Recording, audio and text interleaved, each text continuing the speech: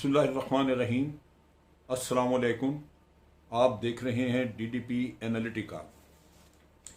आज जिस मौजू पे मैं बात करना चाह रहा हूँ वो दरहकीकत मौजू तो है चोर मचाए शोर, लेकिन मुझे अफसोस है कि मुझे दोबारा इसी मौजू पे बात करनी पड़ रही है, जबकि कुछ दिन पहले मैंने इसी तरह के एक मौजू पे बात की थी।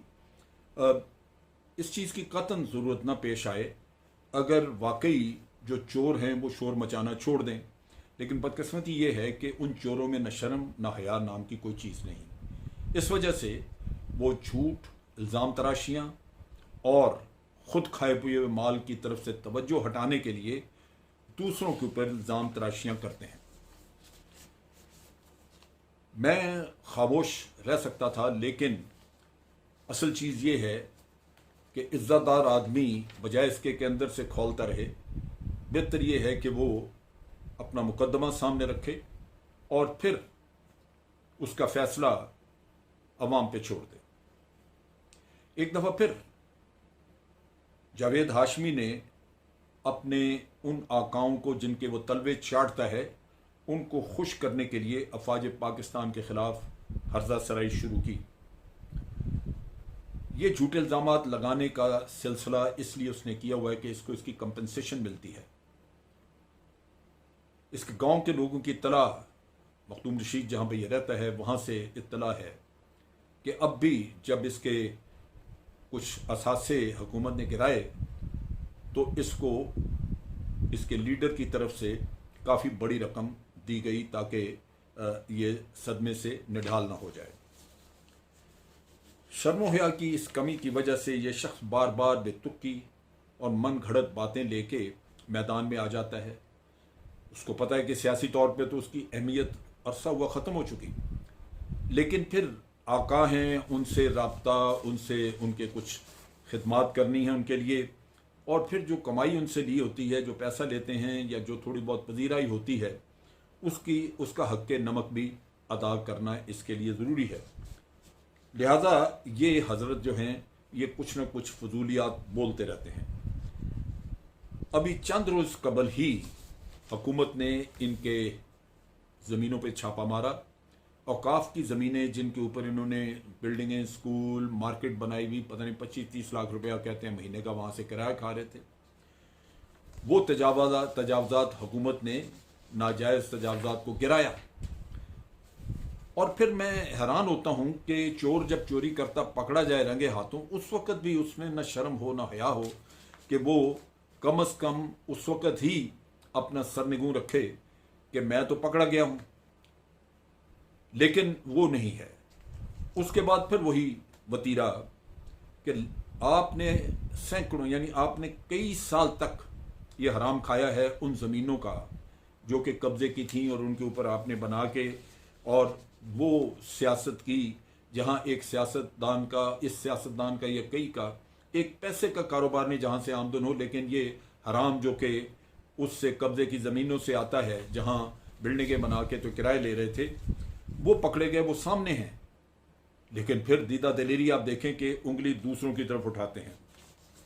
सोचने की बात यह है कि मैं या जावेद हाशमी, हम लोग उम्र के अब उस हिस्से में हैं जहाँ अगर कभी पुराना भी झूठ बोला हो तो इंसान रब्बुल आलमीन से माफ़ी मांगता है कि या रब्बुल आलमीन मुझसे गलती हो गई, मेरे गुनाह माफ़ करें, क्योंकि अब आखिरत की फ़िक्र होती है इंसान को। इंसान ये सोचता है कि रब्बुल आलमीन मुझे खैर दे आखिरत के दिनों में या मेरी आखिरत में।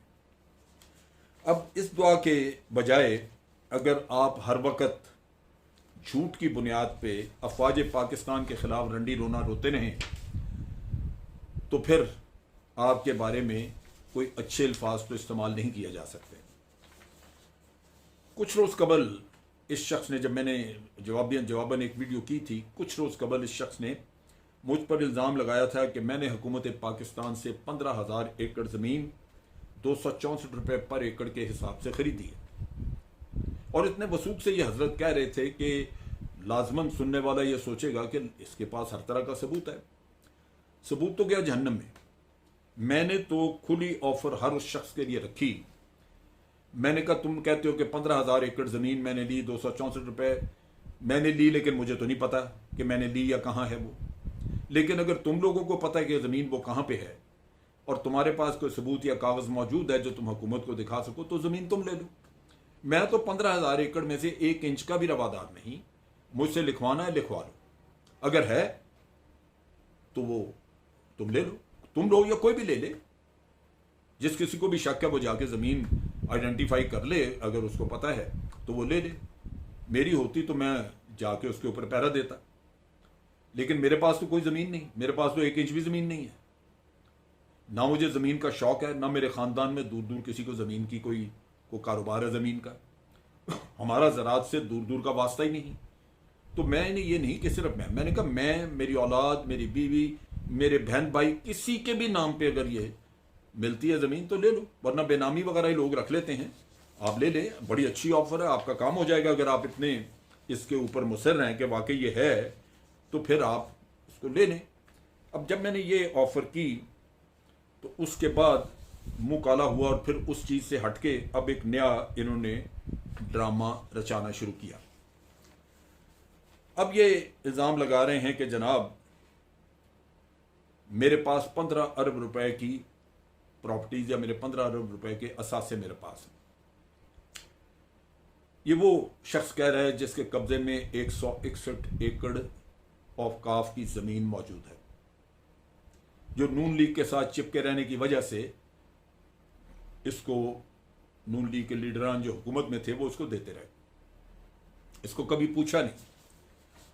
और ये पीटीआई इसने ज्वाइन की तो उन्होंने साथ ही वो ज़मीन वापस लेने का काम किया। जब इनके लीडरान ने ज़मीन इससे वापस खींची तो ये नून पीटीआई को धोखा दे के छोड़ के जंप करके वापस नून लीग में, फिर रोए धोए ज़मीन वापस मिल गई। अब ऐसा शख्स काबज़ ज़मीनों पे, सरकारी ज़मीनों पे,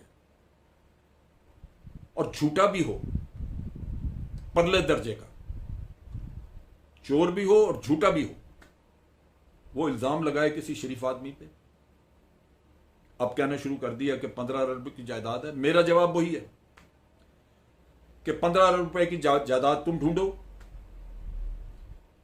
और फिर उसका हिसाब करके वो सारी जायदाद तुम ले लो। जिसको 15 अरब रुपए की जायदाद मिल जाए वो ले ले, मुझसे लिखवाना है लिखवा लो। पहली बात। इन्होंने फिर कहना शुरू किया कि इस पे हुकूमत एक कमीशन बना दे, मुझे कोई एतराज़ नहीं, हुकूमत 1 छोड़ 4 कमीशन बना दे।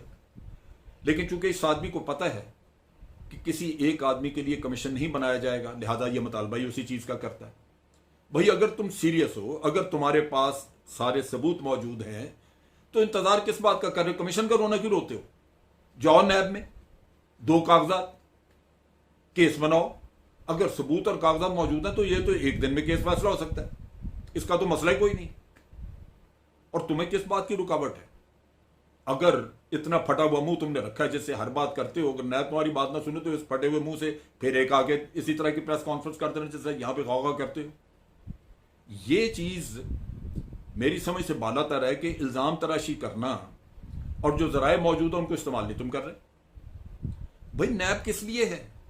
नैब में जाओ, जाके कागजात दो। इतना जो रोना रोते हो कि मेरे पास सबूत हैं, तो भाई रखे किस लिए? उनके अंडे निकालने हैं तुमने? जाओ जाके दो नैब को, करो उसका पीछा करो। अगर नैब तुम्हारी सुनवाई ना करे तो इसी तरह प्रेस कॉन्फ्रेंस नैब के खिलाफ करो।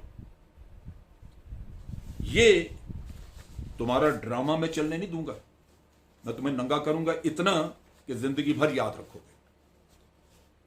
अगर तुम किसी शरीफ आदमी पर उंगली उठाओगे, उसको डर नहीं है किसी चीज का, डर उसको होता है जिसने अंदर से कुछ किया हो। जिसने कुछ नहीं किया वो तेरे गिरबान को हाथ डालेगा। और मैं इस चीज के बिल्कुल, मैं इसके काबिल मैं कर सकता हूं, मेरी अहलियत है ये कि मैं तुम्हें बिल्कुल नकेल डाल के तुम्हें मैं नचा दूं वहां पे, तेरे गांव में, तेरे गांव के लोगों से मेरा राब्ता है वहां पे, और मैं वहां से तेरे बारे में इंफॉर्मेशन लेता हूं। तुझे ये होश के नाखून लेने चाहिए। फिर तेरी जिल्लत की आलम यह है कि तुमने ये कहना शुरू कर दिया कि जनाब ये कच्चे घरों के रहने वाले लोग हैं, ये सारे जर्नैल कच्चे घरों के हैं।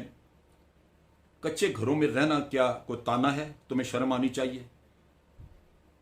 कच्चे घर में रहने वाले को अगर अल्लाह ताला इतनी तरक्की दे दे तो दो चीज़ें हैं, एक तो उसका सर फख्र से बुलंद होगा कि मुझे मालिक ने कहाँ से उठा के कहाँ पहुँचाया, और दूसरा वो दिन रात सजदे में रहेगा, शुक्र रब्बुल आलमीन का अदा करेगा उसकी अनायात के लिए कि मैं क्या था, तूने मालिक मुझे क्या बना दिया।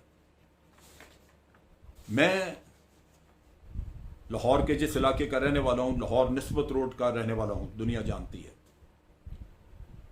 लाहौर निस्बत रोड पे पिछले 150 साल से तो मैंने कोई कच्चा मकान न सुना न किसी हिस्ट्री में देखा। निस्बत रोड पे कच्चे मकानों का नामो निशान, लाहौर शहर में ही मकानों कच्चे मकान शहर के मुजाफाती या शहर के इलाकों में नहीं नजर आते, दूर दराज होंगे, लेकिन निस्बत रोड लाहौर में जो तारीख उसकी है 150 साल में कभी कच्चा मकान वहां पे नहीं हुआ।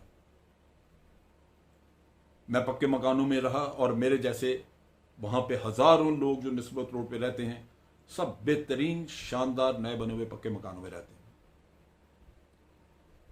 लेकिन ये कोई फख्र की बात नहीं है। मेरे लिए ज्यादा फख्र की बात होती अगर मैं कच्चे मकान में रहने के बाद तरक्की करके इस आर्मी में लेफ्टिनेंट जनरल बनता तो मेरे लिए वो ज्यादा फख्र की बात होती। मैं अपने खानदान में दूर दूर बहन भाइयों में इधर उधर सब में पहला इंसान था जिसने फौज ज्वाइन की, और मैं आखिरी में मेरे बाद मेरे खानदान से कोई आर्मी में नहीं गया। मेरा कोई जान पहचान नहीं थी फौज में, मुझे पता ही नहीं था ये महकमा क्या है। तो फिर मुझे तो अल्लाह का बहुत शुक्र अदा करना चाहिए जिस मालिक ने मुझे तरक्की दे के लेफ्टिनेंट जनरल के रैंक तक पहुंचाया। और अगर मैं कच्चे मकान से निकल के आया होता तो मैं और भी ज्यादा शुक्रगुजार होता।